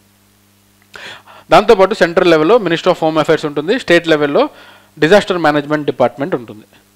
దాని తర్వాత మనం చూడాల్సింది అంటే చైర్మన్ ఎవడు, ఇది కూడా ఇంపార్టెంట్. చైర్మన్ ఎవరుంటారు? ఈ నేషనల్ డిజాస్టర్ మేనేజ్మెంట్ అథారిటీకి ప్రైమ్ మినిస్టర్ చైర్మన్ ఉంటాడు. ఎవరుంటారు? Prime minister. తర్వాత ఈ మినిస్టర్ ఆఫ్ హోమ్ అఫైర్స్కి ఆబ్వియస్గా హోమ్ మినిస్టర్ అనే ఆయన చైర్మన్గా ఉంటాడు. ఆ తర్వాత SDMA స్టేట్ డిజాస్టర్ మేనేజ్మెంట్ అథారిటీకి చైర్పర్సన్ ఎవరు? Chief minister. దాంతోపాటు ఈ డిజాస్టర్ మేనేజ్మెంట్ డిపార్ట్మెంట్ ఏదైతే ఉంటుందో దానికి హోమ్ మినిస్టర్ ఉండడు. ఈ డిపార్ట్మెంట్ అనేది ఏ మినిస్ట్రీ కింద వీళ్ళు ఇంక్లూడ్ చేసి ఉంటుందో ఆ మినిస్ట్రీకి సంబంధించిన మినిస్టర్ అనే ఆయన దీనికి హెడ్గా ఉంటాడు, చైర్మన్గా ఉంటాడు. పాయింట్ అర్థమైందా? రైట్. ఆ తర్వాత డిస్ట్రిక్ట్ లెవెల్లో డిస్ట్రిక్ట్ డిజాస్టర్ మేనేజ్మెంట్ అథారిటీ ఏదైతే ఉంటుందో దీనికి చైర్మన్గా ఎవరు ఉంటారయ్యా అంటే డిస్ట్రిక్ట్ మెజిస్ట్రేట్ ఉంటాడు. డిస్ట్రిక్ట్ మెజిస్ట్రేట్ అంటే కలెక్టర్. పాయింట్ అర్థమైందా? దాని తర్వాత లెవెల్ మనం ఏం చూడాలంటే ఏ ఇన్స్టిట్యూషన్స్ ఉంటాయో చూడాలి. ఏ ఇన్స్టిట్యూషన్స్ ఉంటే ఒకటి మనకి నేషనల్ ఎగ్జిక్యూటివ్ కమిటీ ఉంటుంది. అంటే నేషనల్ ఎగ్జిక్యూటివ్ కమిటీ అంటే ఈ ఎగ్జిక్యూటివ్ కమిటీలో ఎవరైతే ఉంటారో ఆ కమిటీలో తీసుకున్న డెసిషన్స్ అన్నీ కూడా ఈ నేషనల్ డిజాస్టర్ మేనేజ్మెంట్ అథారిటీ ద్వారా ఇంప్లిమెంట్ చేయబడతాయి. పాయింట్ అర్థమైందా? సో సెంట్రల్ లెవెల్లో మనకి నేషనల్ ఎగ్జిక్యూటివ్ కమిటీ ఉంటుంది అండ్ ఇంకోటి నేషనల్ డిజాస్టర్ రెస్పాన్స్ ఫండ్ అని చెప్పి ఇంకో ఇన్స్టిట్యూషన్ ఉంటుంది. అంటే ఏంటి, పైన కమిటీ డిసిషన్స్ తీసుకుంటుంది. ఒకవేళ డబ్బులు ఎవరికైనా ఇవ్వాలంటే కనుక స్టేట్ గవర్నమెంట్స్కి కానీ ఆర్ ఎల్స్ పర్టికులర్ ఏరియాల్లో డిజాస్టర్స్ వచ్చినప్పుడు సెంట్రల్ గవర్నమెంట్ రిలీఫ్ అనేది ప్రకటిస్తుంది అనమాట. ఆ డబ్బులు మొత్తం కూడా నేషనల్ డిజాస్టర్ రెస్పాన్స్ ఫండ్ నుంచి వీళ్ళు తీసుకుంటారు. సో ఇది కూడా సపరేట్ ఇన్స్టిట్యూషన్. దాని తర్వాత మనకి హోమ్ మినిస్ట్రీలో నేషనల్ డిజాస్టర్ రెస్పాన్స్ ఫోర్స్ అని చెప్పి ఇంకో ఫోర్స్ ఉంటుంది. అంటే ఏంటి, ఎప్పుడైనా మనకి తుఫాన్లు వచ్చినప్పుడు ఆర్ ఎల్స్ ఫ్లడ్స్ వచ్చినప్పుడు కొంతమంది పోలీసులు వస్తారు. ఆ పోలీసులు ఏ టైప్ ఆఫ్ పోలీస్ వాళ్ళు? స్టేట్ పోలీస్ కాదు, NDRF పోలీసులు ఉంటారు. అదే స్టేట్ గవర్నమెంట్లో అయితే SDRF పోలీసులు ఉంటారు. అంటే వీళ్ళ పని ఏంటంటే ఎక్కడైనా డిజాస్టర్స్ వచ్చినప్పుడు అక్కడికి వెళ్ళి రిలీఫ్ ఫీచర్స్ చేయటం కోసం ఈ NDRF పోలీస్ ఫోర్స్ అనేది ఉంటుంది. పాయింట్ అర్థమైందా? ఇది కూడా ఇన్స్టిట్యూషన్. అండ్ ఈ ఇన్స్టిట్యూషన్ ఎవరి అండర్లో ఉంటుంది? మినిస్ట్రీ ఆఫ్ హోమ్ అఫైర్స్ అండర్లో ఉంటుంది. దానికి చైర్మన్ ఎవడు? Home minister. దాంతోపాటు national institute of disaster management, ఇది కూడా ఒక ఇన్స్టిట్యూషన్ అనమాట. సో ఈ ఇన్స్టిట్యూషన్ ఏం చేస్తుంది అంటే this is an like A college, ఇది ఒక యూనివర్సిటీ లాంటిది అనమాట. సో ఇక్కడ they will B studying different disasters గురించి వాళ్ళు చదువుతూ ఉంటారు. డిజాస్టర్స్ వచ్చిన తర్వాత ఎటువంటి మెథడ్స్ ఇంప్లిమెంట్ చేయాలి అనే దాని మీద ఇక్కడ రీసెర్చ్ అనేది జరుగుతూ ఉంటుంది. ఎక్కడ? National institute of disaster management. ఇప్పుడు స్టేట్ లెవెల్లోకి వస్తే స్టేట్ ఎగ్జిక్యూటివ్ కమిటీ ఉంటుంది. This state executive committee will be taking the decisions. And దాని తర్వాత స్టేట్ డిజాస్టర్ రెస్పాన్స్ ఫండ్ అని చెప్పి స్టేట్ గవర్నమెంట్ దగ్గర కూడా కొంత ఫండ్ ఉంటుంది. ఎప్పుడైనా స్టేట్లో డిజాస్టర్స్ వచ్చినప్పుడు స్టేట్ గవర్నమెంట్ అనేది ఈ ఫండ్స్ని ఉపయోగిస్తుంది అనమాట. ఇప్పుడు తర్వాత state disaster response force SDRF పోలీసులు ఉంటారు. దాని తర్వాత మరి డిస్ట్రిక్ట్ లెవెల్కి వచ్చేసరికల్లా డిస్ట్రిక్ట్ లెవెల్లో మనకి స్టేట్ ఎగ్జిక్యూటివ్ కమిటీ, ఆ కమిటీ మాత్రమే ఉంటుంది.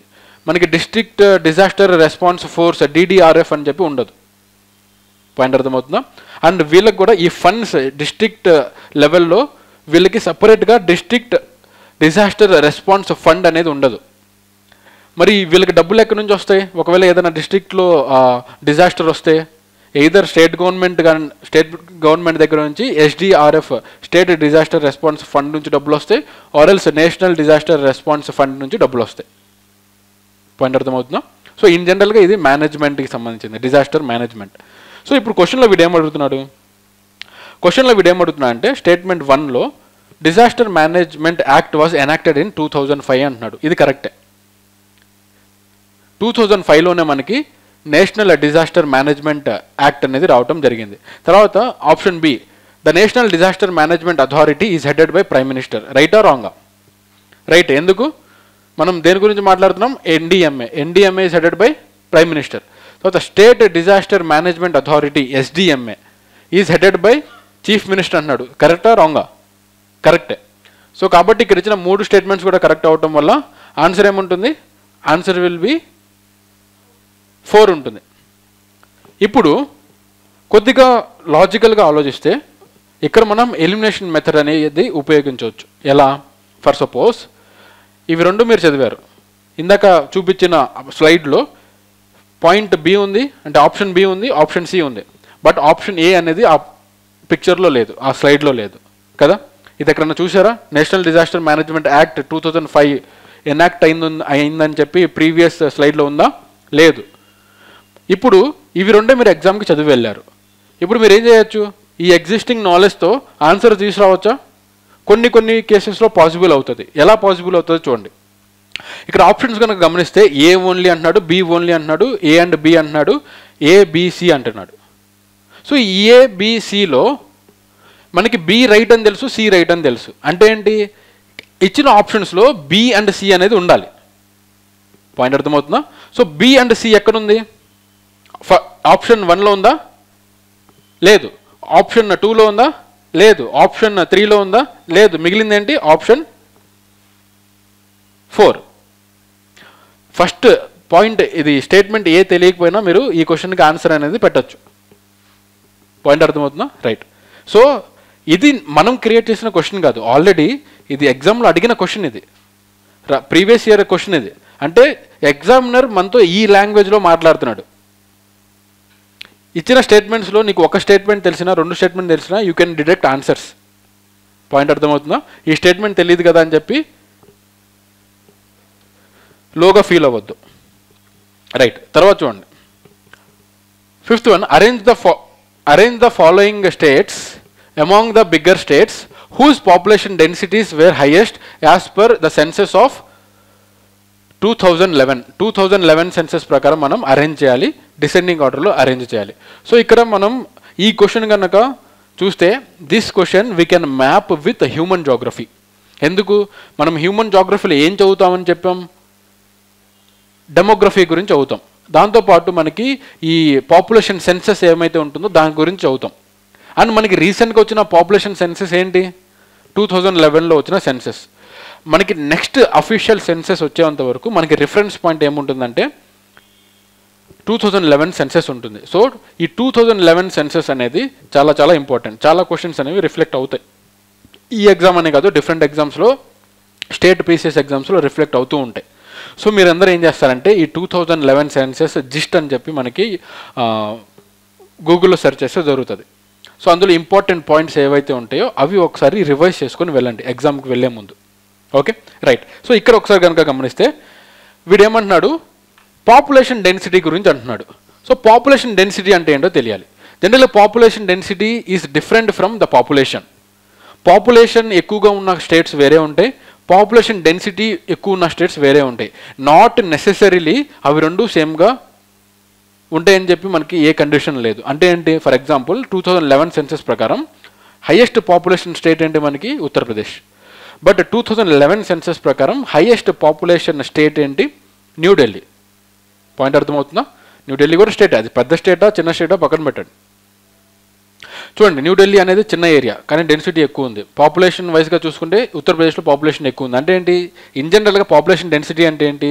ఒక స్క్వేర్ కిలోమీటర్లో ఎంతమంది జనాలు అయితే ఉంటారో దాన్ని మనం పాపులేషన్ డెన్సిటీ అని చెప్పి పిలుస్తాం. పాయింట్ అర్థమవుతుందా?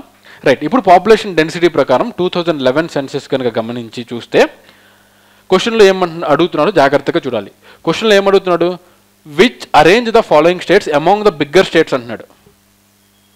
ఇది పాయింట్ నెంబర్ 1 గుర్తుపెట్టుకోవాల్సింది, ఫోకస్ పెట్టాల్సింది.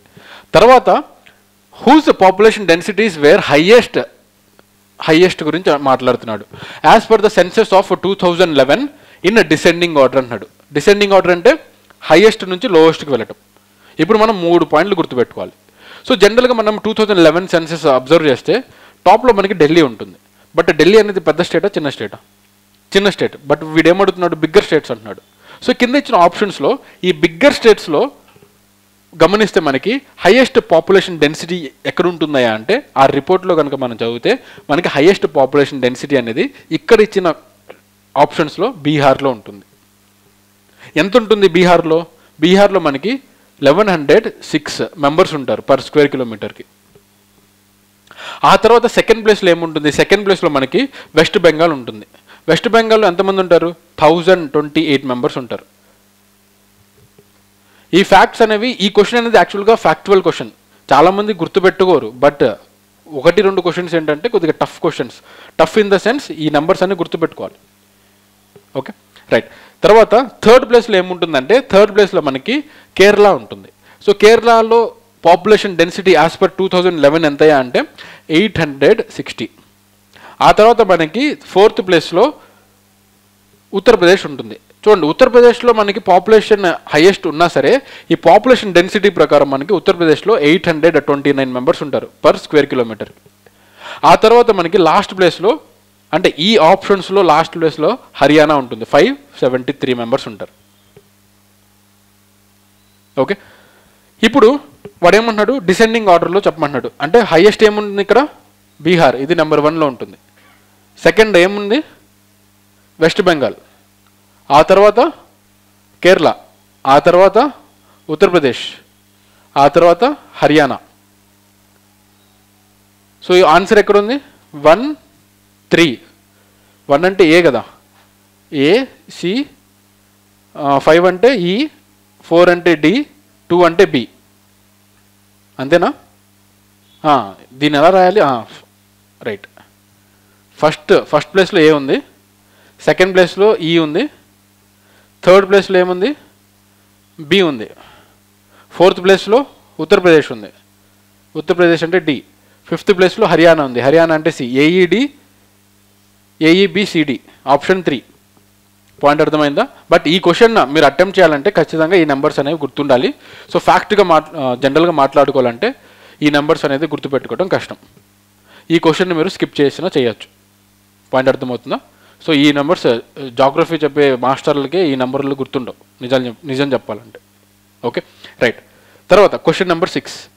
బట్ ఇక్కడ మీరు గుర్తుపెట్టుకోవాల్సింది ఏంటంటే ఆ ఏరియా ఏ ఏరియా నుంచి వస్తుంది. ఆ క్వశ్చన్ అనేది 2011 సెన్సస్ బేస్ నుంచి వస్తుంది. ఓకే, తర్వాత question number 6. Match the following states with child sex ratio of these states in 2011 as per 2011 census. చూడండి, ఇందాక పాపులేషన్ డెన్సిటీ మీద వచ్చింది, ఇప్పుడు చైల్డ్ సెక్స్ రేషియో గురించి అడుగుతున్నాడు. జనరల్గా చైల్డ్ సెక్స్ రేషియో అంటే ఏంటి? చైల్డ్ సెక్స్ రేషియో అంటే number of womens or number of girls per 1000 males. అంటే 1000 మేల్స్కి ఎంతమంది గర్ల్స్ ఉన్నారు, దాన్ని మనం చైల్డ్ సెక్స్ రేషియో అని చెప్పి పిలుస్తాం. అంటే న్యూమరేటర్లో మనకి ఏ వాల్యూ ఉండాలి? ఉమెన్ వాల్యూ ఉండాలి. డినామినేటర్లో ఏ వాల్యూ ఉండాలి? మేల్ వాల్యూ ఉండాలి. పాయింట్ అర్థమవుతుందా? రైట్. సో ఇక్కడ ఆన్సర్ కనుక మనం గమనిస్తే ఆన్సర్ విల్ బి, ఇక్కడ హర్యానా అంటున్నాడు, రాజస్థాన్, అరుణాచల్ ప్రదేశ్, ఒడిస్సా అంటున్నాడు. సో ఇది కూడా కొద్దిగా ఫ్యాక్చువల్ క్వశ్చన్, గుర్తుపెట్టుకోవాల్సిన క్వశ్చన్.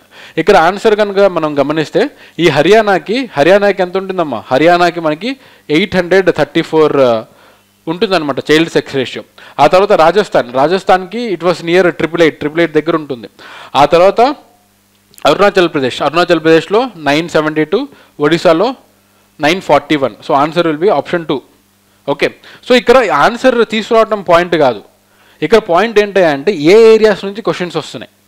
ఇప్పటికి 2 క్వశ్చన్స్ వచ్చాయి. ఏ ఏరియా నుంచి 2011 సెన్సెస్ మీద డిపెండ్ అయ్యి ఉంది. పాయింట్ అర్థమవుతుందా? రైట్.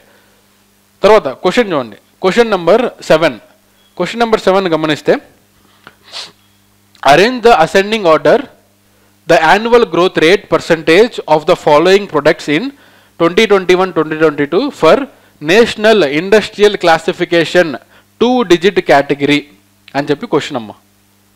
క్వశ్చన్ చదువుతూనే మనం స్కిప్ చేస్తాం.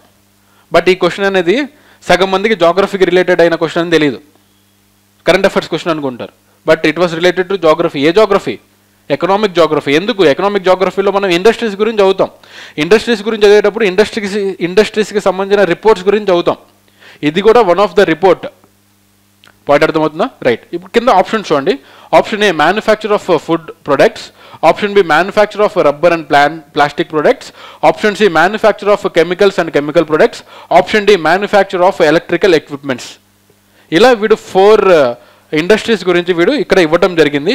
అండ్ ఇక్కడ క్వశ్చన్లో ఏమంటున్నాడంటే, క్వశ్చన్లో వీడు అసెండింగ్ ఆర్డర్లో యాన్యువల్ గ్రోత్ రేట్ పరంగా అరేంజ్ చేయమని చెప్పి చెప్తున్నాడు ఫర్ ద ఇయర్ 2020-2022. అండ్ ఈ క్వశ్చన్ కనుక మనం గమనిస్తే, ఇది ఇండెక్స్ ఆఫ్ ఇండస్ట్రియల్ ప్రొడక్షన్, ఏంటది? ఇండెక్స్ ఆఫ్ ఇండస్ట్రియల్ ప్రొడక్షన్ అని చెప్పి ఒక organisation, IIP, index of industrial production. ఈ ఇండెక్స్ ఆఫ్ ఇండస్ట్రియల్ ప్రొడక్షన్ అనేది ఈ యాన్యువల్ గ్రోత్ రేట్ మీద డిఫరెంట్ కేటగిరీస్ ఆఫ్ ఇండస్ట్రీస్ ఏవైతే ఉంటాయో ఆ ఇండస్ట్రీకి సంబంధించిన డేటా అనేది పబ్లిష్ చేస్తూ ఉంటుంది. అండ్ ఈ ఇండెక్స్ ఆఫ్ ఇండస్ట్రియల్ ప్రొడక్షన్ ఏదైతే ఉంటుందో ఇది ఏ మినిస్ట్రీ కిందకు వస్తుంది అంటే మినిస్ట్రీ ఆఫ్ స్టాటిస్టిక్స్ కిందకు వస్తుంది. పాయింట్ అర్థమైందా? రైట్. ఆ తర్వాత మనం గుర్తుపెట్టుకోవాల్సిన ఇంకో పాయింట్ ఏంటయ్యా అంటే, ఈ డేటా ఏదైతే ఉందో ఇది యాజ్ ఇట్ ఈస్గా కాపీ పేస్ట్ చేసి ఇవ్వడం జరిగింది. ఎందుకు? వీడి ఇక్కడ అసెండింగ్ ఆర్డర్ అని చెప్పి చెప్తున్నాడు, యాన్యువల్ గ్రోత్ రేట్ అంటున్నాడు, and national industrial classification 2 digit category అని చెప్పి చెప్తున్నాడు. సో ఆ రిపోర్ట్ కనుక మీరు చూస్తే ఫస్ట్ 4 ఇండస్ట్రీస్ ఏవైతే ఉంటాయో అవి ఇవే అనమాట. సో ఇక్కడ నేను చెప్పే పాయింట్ ఏంటయ్యా అంటే, ఇంపార్టెన్స్ ఆఫ్ రిపోర్ట్స్. పాయింట్ అర్థమైందా? ఇప్పుడు ఈ క్వశ్చన్ సాల్వ్ చేసినా మనకి నెక్స్ట్ ఎగ్జామ్లో ఉపయోగపడదు. ఎందుకు? It was a current affairs, but it was related to geography. ఇప్పుడు మనం 2024లో ఎగ్జామ్ రాయడానికి వెళ్తున్నాం. ఇప్పుడు మనకి రిలవెంట్ అయిన రిపోర్ట్ ఏముంటుంది? రీసెంట్గా ఏదైనా రిపోర్ట్ వచ్చి ఉంటే కనుక ఈ ఐఐపి వాళ్ళు ఆ రిపోర్ట్ అనేది రిలవెంట్గా ఉంటుంది. పాయింట్ అర్థమవుతుందా? రైట్. దీని క్వశ్చన్ కనుక ఆన్సర్ చూస్తే question number 7 answer will be option 1 CABD. దీని వెనకాల కాన్సెప్ట్ నేర్చుకోవాల్సిన అవసరం లేదు, రిఫరెన్స్ కోసం మాత్రమే చూడండి. తర్వాత question number 8 consider the following pairs. ఇటువైపు ఐరన్ అండ్ స్టీల్ ప్లాంట్స్ ఇచ్చాడు, ఇటువైపు స్టేట్స్ ఇచ్చాడు అనమాట. ఓకే, ఇటువైపు ఏమి ఇచ్చాడు? బిలాయ్, బొకారో, దౌల్వి, దైతారి, ఇవి స్టీల్ ప్లాంట్స్ అనమాట. ఇటువైపు స్టేట్స్ ఛత్తీస్గఢ్, జార్ఖండ్, మహారాష్ట్ర, ఒడిశా. ఇప్పుడు మనం ఏం చేయాలి? ఇటువైపు ఉన్న వాటిని ఇటువైపుతో మ్యాచ్ చేయాలి. Identify the correctly matched pair. Sorry, వీడు ఆల్రెడీ మ్యాచ్ చేసి ఇచ్చాడు, కాకపోతే మనం కరెక్ట్గా ఏవైతే మ్యాచ్ అయినాయో వాటిని మనం చెప్పాలి. సో జనరల్గా ఈ iron and steel plants and states ఇది కూడా మనకి ఏ జాగ్రఫీలో పార్ట్ అమ్మా? This is part of economic geography. ఎందుకు? ఇండస్ట్రీస్ గురించి మనం చదువుతున్నాం. ఈ iron plants, steel plant, iron plant, తర్వాత పెట్రోలియం రిఫైనరీస్, వాటన్నిటి యొక్క లొకేషన్ అనేది మనం జాగ్రఫీలో చదవాలి. పాయింట్ అర్థమవుతుందా? సో మరి ఇవే ఎందుకు పిక్ చేసుకున్నాడు, వేరేవి ఎందుకు పిక్ చేసుకోలేదంటే, ఇవి మేబీ 2023 ఎగ్జామ్ కంటే ముందు ఇవి కరెంట్ న్యూస్లో ఉండుండొచ్చు. పాయింట్ అర్థమైందా? స్టీల్ ప్లాంట్స్ అనేవి ఇండియాలో చాలా ఉన్నాయి, బట్ ఇవే ఎందుకు చేశాడు? మేబీ దీని చుట్టుపక్కల ఏదైనా ఇష్యూ అయి ఉండొచ్చు. ఏదైనా ఫ్లడ్స్ వచ్చినప్పుడు కానీ, ఆర్ఎల్స్ అర్త్క్వేక్స్ వచ్చినప్పుడు కానీ, ఆర్ఎల్స్ ఇక్కడ ఇచ్చిన ఐరన్ అండ్ స్టీల్ ప్లాంట్స్ యొక్క ప్రొడక్షన్ ఎక్కువగా ఉండటం కానీ, వాట్ ఎవర్ ఇట్ ఈస్, ఏదో ఒక రీజన్ ద్వారా ఇవి కరెంట్ అఫైర్స్లో వస్తాయి. అలా వచ్చినవి ఏం చేస్తారంటే వాడు స్టేట్స్తో మ్యాప్ చేసి అడిగాడు. పాయింట్ అర్థమవుతుందా? సో ఈ క్వశ్చన్ కనుక ఆన్సర్ చూస్తే answer will be option D. ఇక్కడ ఇచ్చిన 4 స్టేట్మెంట్స్ కూడా కరెక్టే. ABCD ఇవన్నీ కరెక్ట్గానే మ్యాచ్ అయి ఉన్నాయి అనమాట. Okay right. తర్వాత క్వశ్చన్ నెంబర్ 9 చూడండి. ఇక్కడ మనం కాన్సెప్ట్ నేర్చుకోవాలి. Consider the following statements about Mascarene high and its influence over monsoon rainfall in India. So ఇది క్లైమటాలజీలో పార్ట్. అండ్ క్లైమటాలజీలో క్వశ్చన్స్ మీరు అటెండ్ చేయాలంటే మనకి ఆ కాన్సెప్ట్ అనేది ఉండాలి. ఓకే ఇప్పుడు వరకు ఇందాక చూసిన క్వశ్చన్స్ అన్నీ కూడా అవి ఫ్యాక్చువల్ క్వశ్చన్స్, అవి చదివి గుర్తుంటే ఆన్సర్ చేస్తాం, దాని వెనకాల కాన్సెప్ట్ ఉండదు. ఓకే మనం ఎంత బట్టి పడితే మనకు అంత గుర్తుంటాయి అనమాట. రైట్. సో ఈ క్వశ్చన్ చూడండి. స్టేట్మెంట్ 1 ఏం చెప్తున్నాడు? Mascarene high is a low pressure area that is found around Mascarene islands. ఈ మస్కరిన్ ఐలాండ్స్ అనేవి సౌత్ ఇండియన్ ఓషన్లో ఉన్నాయని చెప్తున్నాడు డ్యూరింగ్ మాన్సూన్ పీరియడ్. ఇది స్టేట్మెంట్ ఏ. స్టేట్మెంట్ బి చూడండి. Mascarene high is responsible for cross equatorial flow through south Arabian sea and it acts as southern hemispheric linkage. ఇది statement 2. So ఈ రెండు statements మీకు తెలియాలి అంటే ఖచ్చితంగా ఈ మస్కరిన్ హై అంటే ఏంటో తెలియాలి. So if you observe this Mascarene high, జనరల్గా ఈ మ్యాప్ కనుక మనం చూస్తే ఈ మ్యాప్లో ఇక్కడ యారో మార్క్స్ ఉన్నాయి కదా, ఈ యారో మార్క్స్ కనిపిస్తున్నాయా? ఇలా ఇటువైపు యారో మార్క్స్ వెళ్తున్నాయి. ఈ యారో మార్క్స్ అన్నీ కూడా this indicates the flow of current, the flow of wind direction indicate చేస్తాయి అన్నమాట. అంటే ఏంటి? ఇక్కడ ఈ పిక్చర్లో మనం గమనిస్తే ఇక్కడ మనకి మస్కరిన్ హై అని చెప్పి ఇక్కడ రెడ్ కలర్లో చూపిస్తున్నాడు అండ్ ఇక్కడ హెచ్ అని చెప్పి రాస్తుంది. సో జనరల్గా ఈ సిస్టమ్ మొత్తం కూడా దేనికి లింక్ అయి ఉంటుందంటే it is linked to monsoons. ఇండియాలో మనకి మాన్సూన్స్ ఏవైతే వస్తాయో దాన్ని వెనకాల ఉన్న బ్యాక్గ్రౌండ్ స్టోరీ అనమాట ఇది. మాన్సూన్స్ ఎందుకు ప్రతి ఇయర్ జూన్లోనే వస్తాయి? మళ్ళీ రిట్రీటింగ్ మాన్సూన్స్ ఎందుకు నవంబర్ డిసెంబర్లోనే వెళ్ళిపోతాయి? అవి ఏమైనా టికెట్ కొనుక్కొని వస్తాయా? కాదు. జాగ్రఫికల్గా వరల్డ్ మొత్తం మీద జరుగుతున్న కొన్ని ఇన్సిడెంట్స్ వల్ల ఈ మాన్సూన్స్ అనేవి వస్తూ ఉంటాయి.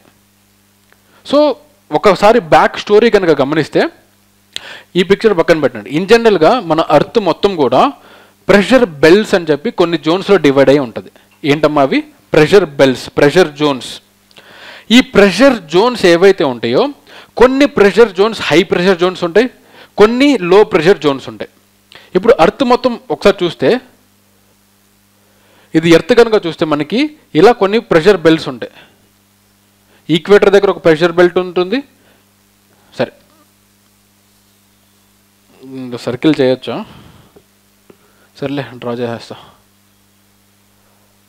సో ఈక్వేటర్ ఇది ఉంటుంది, పైన మనకి ట్రాపిక్ ఆఫ్ క్యాన్సర్ ఉంటుంది, కింద ట్రాపిక్ ఆఫ్ క్యాప్రికాన్ ఉంటుంది, ఆర్కిటిక్ ఉంటుంది, కింద ఇది ఉంటుంది. ఈ లాటిట్యూడ్స్ ఉంటాయి. సో జనరల్గా మనకి ఈ different latitudes, different important latitudes different pressure belts అనేవి ఉంటాయి. పాయింట్ అర్థమవుతుందా? అంటే ఏంటి? దీనిపైన ఈ జోన్ మొత్తం ఒకలాగుంటుంది అండ్ ఈ ట్రాపిక్ ఆఫ్ క్యాప్రికాన్ పైన ఒకలాగుంటుంది, క్యాన్సర్ పైన ఒకలాగుంటుంది అండ్ ఈ పోలార్ రీజియన్లో ఒక జోన్ ఉంటుంది అనమాట. సో ఇక్కడ మనకి కొన్ని ప్రెషర్ బెల్ట్స్ అనేవి ఫామ్ అవుతాయి. అంటే ఏంటి? హై ప్రెషర్ బెల్ట్స్ కొన్ని ఫామ్ అవుతాయి, లో ప్రెషర్ బెల్ట్స్ ఫామ్ అవుతాయి. అసలు ఈ హై ప్రెషర్ బెల్ట్స్ ఎందుకు ఫామ్ అవుతాయి, లో ప్రెషర్ బెల్ట్స్ ఎందుకు ఫామ్ అవుతాయి అంటే మనం బ్యాక్ టు బేసిక్స్కి వెళ్ళిపోవాలి. సో అదంతా ఇప్పుడు మనం డిస్కస్ చేయడం అనేది ఎక్కువ టైం పడుతుంది కాబట్టి గుర్తుపెట్టుకోవాల్సింది ఏంటయ్యా అంటే ఎర్త్ మొత్తం మీద డిఫరెంట్ లాటిట్యూడ్స్లో ప్రెషర్ జోన్స్ అనేవి వేరీ అవుతూ ఉంటాయి. ఫర్ సపోజ్ ఇక్కడ హై ప్రెషర్ జోన్ ఉందనుకో, ఇక్కడ మనకి ఏముంటుంది? లో ప్రెషర్ జోన్ ఉంటుంది. ఇక్కడ మనకి లో ప్రెషర్ జోన్ ఉంటుంది, దాని తర్వాత హై ప్రెషర్ జోన్ ఉంటుంది, దాని తర్వాత లో ప్రెషర్ జోన్ ఉంటుంది. నేను ఎగ్జాంపుల్గా చెప్తున్నా. సో ఎప్పుడైతే ఈ ఇంపార్టెంట్ లాటిట్యూడ్ దగ్గర హై ప్రెషర్ జోన్ ఉంటుందో నెక్స్ట్ ఇంపార్టెంట్ లాటిట్యూడ్ వాస్ లో ప్రెషర్ జోన్. ఆ తర్వాత మళ్ళీ పైన హై ప్రెషర్ జోన్ ఉంటుంది, లో ప్రెషర్ జోన్ ఉంటుంది. అసలు హై ప్రెషర్ జోన్, లో ప్రెషర్ జోన్ ఎలా ఫామ్ అవుతాయి అంటే బికాస్ పైనుంచి వస్తున్న ట్రేడ్ విండ్స్ ఏవైతే ఉంటాయో ఇక్కడ కన్వర్జ్ అయ్యి అడ్వెక్షన్ జరిగి పైకి వెళ్ళి పైనుంచి కన్వెక్షన్ జరిగి వెళ్తుంది. ఆ స్టోరీ అంతా సపరేట్ స్టోరీ. బట్ గుర్తుపెట్టుకోవాల్సింది ఏంటంటే ఇక్కడ ఎక్కడైతే హై ప్రెషర్ జోన్ ఉంటుందో ఎప్పుడైనా సరే ఈ విండ్ అనేది హై ప్రెషర్ జోన్ నుంచి లో ప్రెషర్కి వెళ్తూ ఉంటుంది. ఎక్కడి నుంచి ఎక్కడికి వెళ్తుంది? హై ప్రెషర్ జోన్ నుంచి లో ప్రెషర్ జోన్కి వస్తుంది. పాయింట్ అర్థమైందా? ఈ లో ప్రెషర్ జోన్స్లో ఏమవుతుంది? ఈ లో ప్రెషర్ జోన్ సర్ఫేస్ మీద ఎప్పుడైతే రెండు విండ్స్ వచ్చి కొలైడ్ అవుతున్నాయో కింద మనకి లో ప్రెషర్ జోన్ ఉంటే అక్కడ విండ్స్ అనేవి పైకి వెళ్తాయి. ఓకే, కన్ఫ్యూజ్ అవ్వద్దు. మనం డీటెయిల్డ్గా టాపిక్ కావాలంటే కామెంట్ సెక్షన్లో పెట్టండి, దీని గురించి నేను ఎక్స్ప్లెయిన్ చేస్తాను. బట్ గుర్తుపెట్టుకోవాల్సిన పాయింట్ ఏంటంటే హై ప్రెషర్ జోన్ నుంచి లో ప్రెషర్ జోన్కి విండ్ అనేది ట్రాన్స్ఫర్ అవుతూ ఉంటుంది. ఎక్కడ పైన అప్పర్ లేయర్స్లో, నేను మాట్లాడేది గ్రౌండ్ లేయర్ మీద కాదు. గ్రౌండ్ లేయర్ మీద కండిషన్ డిఫరెంట్గా ఉంటుంది, ఆపోజిట్లో ఉంటుంది. అప్పర్ లేయర్స్లో మనకి హై ప్రెషర్ జోన్ నుంచి లో ప్రెషర్కి విండ్ వెళ్తూ ఉంటుంది. ఇది నెంబర్ 1 గుర్తుపెట్టుకోండి. ఈ క్వశ్చన్ సాల్వ్ చేయడానికి ఇంకో టాపిక్ కావాలి. ఇంకో టాపిక్ ఏంటి అంటే, మనకు ఈ ఎర్త్ మీద ఈక్వేటర్ పైన మనకి ఏదైతే నార్థన్ హెమిస్ఫియర్ ఉంటుందో అండ్ ఈక్వేటర్ కింద సదర్న్ హెమిస్ఫియర్ అనేది ఉంటుంది. సో ఈక్వేటర్ పైన మనకి కొన్ని విండ్స్ అనేవి ఉంటాయి. ఈ నార్థన్ హెమిస్ఫియర్లో ఉన్న విండ్స్, అది ట్రేడ్ విండ్సా, పోలార్ విండ్సా, జెట్ స్ట్రీమ్సా, వాట్ ఎవర్ ఇట్ ఈస్, అవన్నీ కూడా they will be deflecting towards their right సైడ్కి అవి డిఫ్లెక్ట్ అవుతాయి. అంటే ఏంటి, ఫర్ సపోజ్ ఇక్కడ ట్రాపిక్ ఆఫ్ క్యాన్సర్ నుంచి ట్రేడ్ విండ్ వస్తుంది అనుకోండి, ఇది స్ట్రైట్గా రాదు, ఇట్ విల్ బి డిఫ్లెక్టింగ్. అది ఎటువైపు డిఫ్లెక్ట్ అవుతుంది, రైట్ సైడ్కి డిఫ్లెక్ట్ అవుతుంది. ఎందుకు డిఫ్లెక్ట్ అవుతుంది, బికాస్ ఆఫ్ కొరలిస్ ఫోర్స్. ఈ కొరలిస్ ఫోర్స్ దేనివల్ల వస్తుంది, because of rotation of the earth. Point అర్థమైందా? బట్ ఇక్కడ గుర్తుపెట్టుకోవాల్సింది ఏంటంటే, నార్థన్ హెమిస్ఫియర్లో ఏ విండ్ అయినా సరే it will be deflecting towards its right. Southern హెమిస్ఫియర్లో అది ఏ టైప్ ఆఫ్ విండ్ అన్నా అవనివ్వండి, that wind be deflecting towards its left.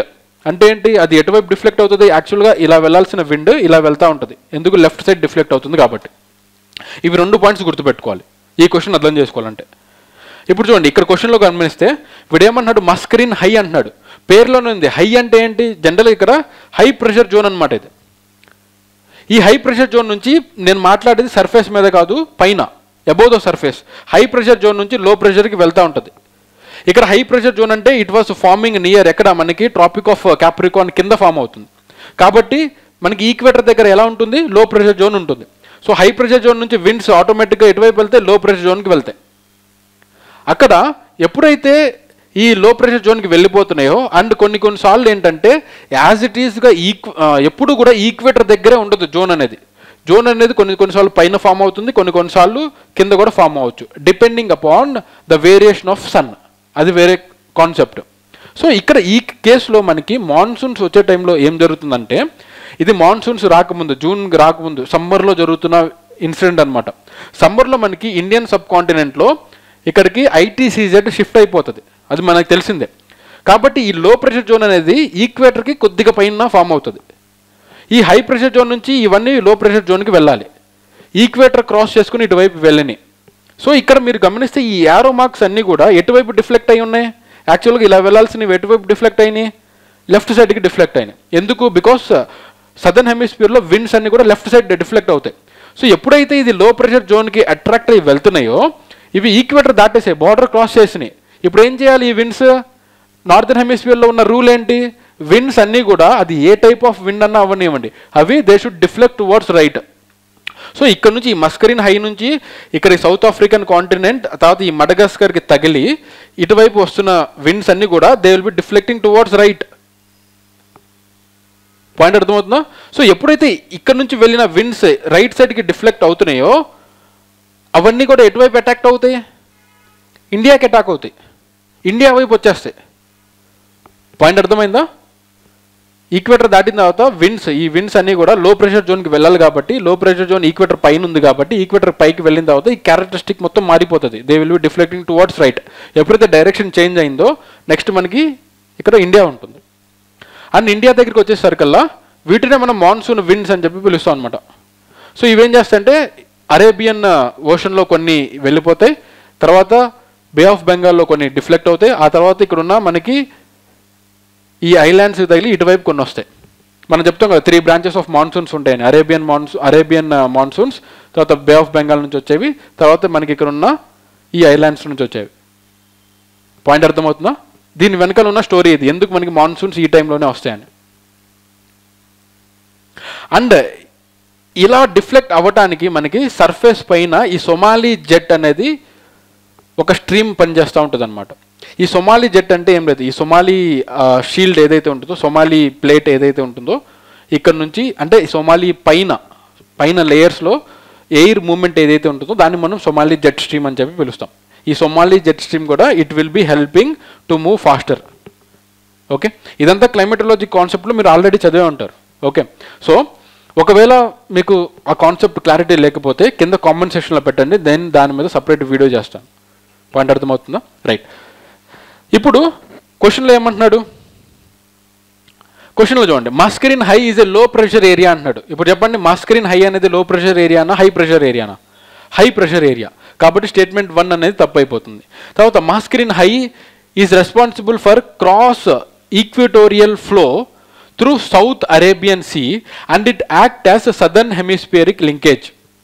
కాన్సెప్ట్కి connect చేయండి. వీడేమన్నాడు? క్రాస్ ఈక్విటోరియల్ ఫ్లో అంటున్నాడు. అంటే ఏంటి? ఈ మస్కరిన్ హై వల్ల ఈక్వేటర్ క్రాస్ చేసి విండ్స్ వస్తున్నాయి కదా. అంటే ఏంటి? ఈ మస్కరిన్ హై ఉండటం వల్ల మనకి క్రాస్ ఈక్విటోరియల్ ఫ్లో అనేది జరుగుతుంది. ఈక్వేటర్ క్రాస్ చేసి విండ్స్ అనేవి ఫ్లో అవుతున్నాయి పైకి. పాయింట్ అర్థమైందా?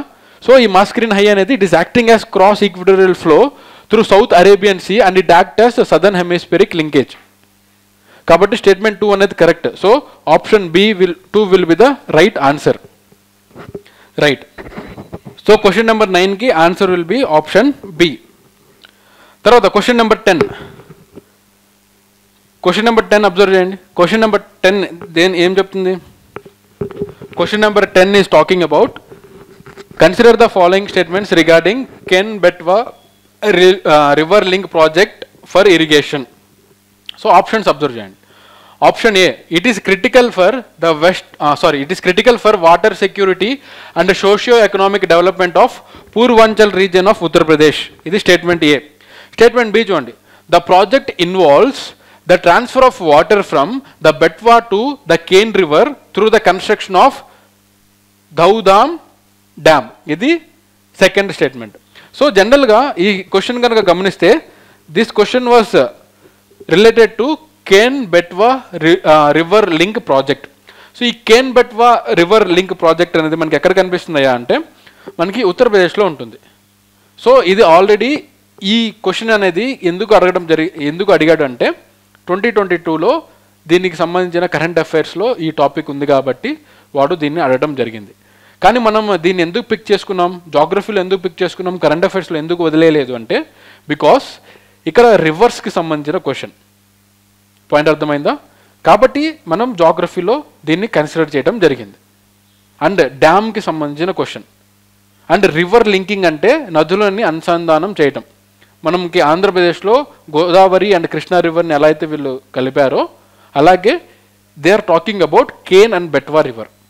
Even though this is an current affairs we should discuss it in geography. So ఇప్పుడు మనకి first Ken and Betwa rivers అసలు ఎక్కడున్నాయో తెలియాలి. అది తెలియాలంటే ఫస్ట్ మనం మ్యాప్ చూడాలి. సో జనరల్గా ఇక్కడ గమనిస్తే ఇక్కడ చూడండి, ఇక్కడ మనకి 2 బ్లూ లైన్స్లో కనిపిస్తున్నాయి. ఇది ఒక లైన్ అండ్ ఇక్కడ ఒక లైన్ కనిపిస్తుందా? సో ఈ లైన్ ఏదైతే ఉందో దిస్ ఫ్లో ఆఫ్ రివర్ ఏదైతే ఉందో ఈ రివర్ని మనం కేన్ రివర్ అని చెప్పి పిలుస్తాం. ఈ కేన్ రివర్ ఎక్కడ స్టార్ట్ అవుతుంది? మనకి మధ్యప్రదేశ్ నుంచి స్టార్ట్ అవుతుంది. అండ్ ఈ బెట్వా రివర్ ఏదైతే ఉందో ఈ బెట్వా రివర్ కూడా ఇట్ స్టార్ట్స్ ఫ్రమ్ ఎక్కడ నుంచి? It starts from Madhya Pradesh. అంటే ఏంటి? Ken river as well as Betwa river they both are starting from Madhya Pradesh. And ఇవి ఇలా ట్రావెల్ అయ్యి ఇక్కడ పైన ఇంకో రివర్ ఫ్లో ఉంది చూడండి. ఇది ఏ రివర్ అయ్యా అంటే యమునా రివర్. సో ఈ 2 రివర్స్ కూడా వెళ్ళి యమునా రివర్లో కలుస్తున్నాయి డిఫరెంట్ పాయింట్స్లో. పాయింట్ అర్థమవుతుందా? సో ఇలా కలవటం వల్ల వీళ్ళు ఈ రీజియన్లో ఎవరైతే జనాలు ఉన్నారో ఈ రీజియన్లో ఏవైతే ప్లేసెస్ ఉన్నాయో ఈ రీజియన్ ప్లేసెస్కి వాటర్ అనేది స్కేర్సిటీ ఫామ్ అయింది. ఎక్కడ? ఈ రీజియన్లో అండ్ ఈ రీజియన్లో. ఎందుకు? దీనికి క్యాచ్మెంట్ ఏరియా అని చెప్పి ఒక టర్మ్ ఉంటుంది. క్యాచ్మెంట్ ఏరియా అంటే ఈ రివర్ మీద ఆధారపడి కొన్ని కిలోమీటర్స్ ఇటువైపు కొన్ని కిలోమీటర్స్ ఇటువైపు డిపెండ్ అయి ఉంటారనమాట. ఎయిదర్ గ్రౌండ్ వాటర్ వల్ల కానీ ఆరెల్స్ ఈ పైప్ లైన్స్ వేసుకొని ఈ రివర్ మీద డిపెండ్ అయి ఉంటాయి. దాన్ని మనం క్యాచ్మెంట్ ఏరియా అని చెప్పి పిలుస్తాం. ఓకే. సో ఈ క్యాచ్మెంట్ ఏరియా తీసేసిన కొంత ఏరియా ఏదైతే ఉందో ఇక్కడ ఆర్ ఇక్కడ ఈ రీజియన్స్ అనేవి కొద్దిగా వాటర్ స్కేర్సిటీని ఫేస్ చేస్తున్నాయి. సో మన వాళ్ళు ఏం చేశారంటే ఈ రివర్ బెట్వా రివర్ అండ్ ఇక్కడున్న కేన్ రివర్ ఏదైతే ఉందో ఈ రెండింటి మధ్య ఒక కొత్త టన్నెల్ లాగా చేసి ఈ 2 రివర్స్ని కలపాలని చెప్పి చూస్తున్నారు. దీన్నే మనం కేన్ బెట్వా లింకింగ్ ప్రాజెక్ట్ అని చెప్పి చెప్తాం. అండ్ ఈ కేన్ బెట్వా లింకింగ్ ప్రాజెక్ట్ కనుక గమనిస్తే మనకి ఈ పన్హా టైగర్ రిజర్వ్ ఏదైతే ఉందో పన్నా టైగర్ రిజర్వ్ దీని ద్వారా ఇది వెళ్తూ ఉంటుంది అనమాట. ఏది ఇంటర్లింకింగ్ ఏదైతే జరుగుతుందో ఇంటర్లింకింగ్లో మనకి పన్నా టైగర్ రిజర్వ్ కూడా ఉంటుంది. పాయింట్ అర్థమైందా? అండ్ ఇవి రెండు కూడా వెళ్ళి ఇక్కడ యమునా రివర్లో కలుస్తాయి. ఇది యాక్చువల్గా కేన్ బెట్వా లింకింగ్ ప్రాజెక్ట్కి సంబంధించిన పాయింట్. ఓకే, సో ఇప్పుడు ఇంకో పాయింట్ గమనించాల్సింది ఏంటంటే ఈ కేన్ బెట్వా లింకింగ్ ప్రాజెక్ట్ చేయటం ద్వారా వీళ్ళు యాక్చువల్గా ఏ ఏరియాని వాటర్ స్కేర్సిటీ లేకుండా చేయాలనుకుంటున్నారు. They are trying to make this Bundelkhand region ఏదైతే ఉందో, బుందేల్ఖండ్ రీజియన్ అంటే మొత్తం మీరు ఉత్తరప్రదేశ్ని కనుక చూసుకుంటే we can divide entire Uttar Pradesh into 4 provinces. ఏంటి? ఒకటి వెస్టర్న్ పూర్వాంచల్, సెంట్రల్ పూర్వాంచల్, ఇంకోటి పూర్వాంచల్. ఆర్ఎల్స్ మీరు ఎలా చెప్పొచ్చు, western Uttar Pradesh, central Uttar Pradesh, Purvanchal Uttar Pradesh, and ఇంకోటి బుందేల్ఖండ్ ఉత్తరప్రదేశ్ అని చెప్పొచ్చు. ఈ బుందేల్ఖండ్ ఉత్తరప్రదేశ్ అనేది ఎక్కడ ఉంటుంది? సదర్న్ సైడ్లో ఉంటుంది.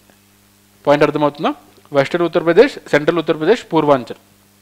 పూర్వాంచల్ అనేది మనకి ఈస్టర్న్ సైడ్ ఆఫ్ యూపీ ఉంటుంది.